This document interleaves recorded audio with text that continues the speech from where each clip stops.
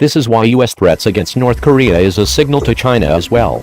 Prior to the expected nuke test in North Korea, Washington and Pyongyang have exchanged a series of threats.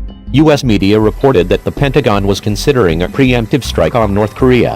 Sources told NBC that the option was in consideration to prevent the expected nuclear test by Pyongyang.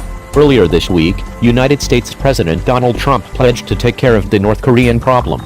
The U.S. has also directed the aircraft carrier USS Carl Vinson-led strike group toward the Korean peninsula. After that, the General Staff of the North Korean Armed Forces threatened to launch a strike against U.S. military bases in Japan and South Korea, as well as the presidential residence in Seoul in case of U.S. aggression. Meanwhile, it was reported that on Sunday North Korea attempted to launch an unidentified missile but failed. North Korea attempted to launch an unidentified missile this morning in Sinpo district of the Hamgyongnam-do province, but the test appears to have failed, Yonhap reported, citing the South Korean Joint Chiefs of Staff. There is no direct risk of war at the moment, but the Pentagon may hit North Korean missiles if they are launched, according to Irina Lantsova, a political analyst and senior lecturer at the St. Petersburg State University. Currently, everyone is sitting tight because Trump has stepped back a bit.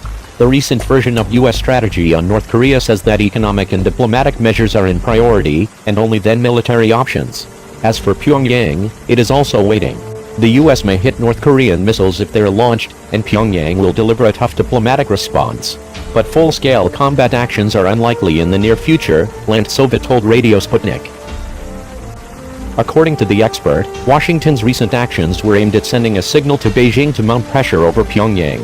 The deployment of the USS Carl Vinson to the waters of the Korean peninsula is not only a signal to North Korean leader Kim Jong-un.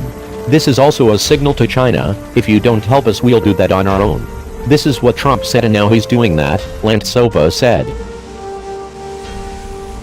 Trump issued a warning on Twitter on April 13th, saying the US will deal with North Korea if China doesn't.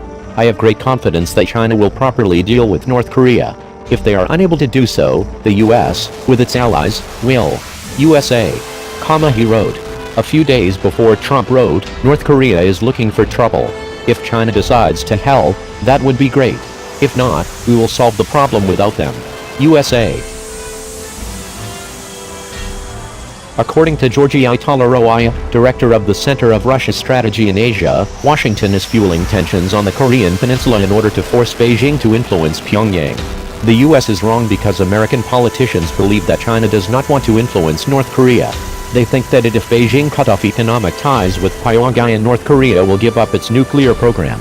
This will not happen, and this is why the policy of pressure is dangerous, Talaroia told Sputnik China. For the US, North Korea is a country that should not exist. According to Washington, North Korea violates all principles which the US. In fact, the US does not want dialogue with North Korea. During Bill Clinton's presidency, there were some attempts to talks, but then they ended and talks are unlikely to resume in the near future, she concluded. Lantsova suggested that Washington will keep pressuring Beijing on the North Korean problem and will not engage in dialogue with Pyongyang.